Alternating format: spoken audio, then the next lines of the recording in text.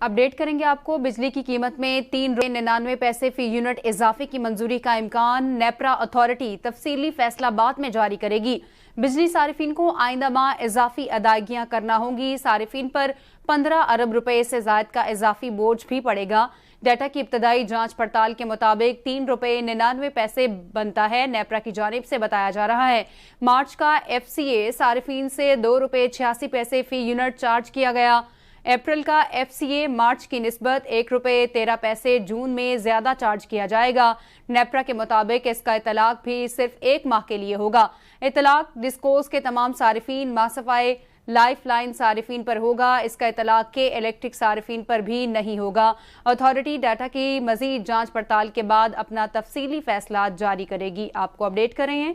बिजली की कीमत में ₹3.99 फी यूनिट इजाफे की मंजूरी का इम्कान। नेपरा अथॉरिटी तफसीली फैसला बाद में जारी करेगी।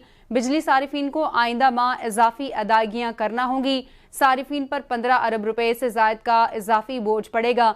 डाटा की इब्तदाई जांच पड़ताल के मुताबिक ₹3.99 बनता है।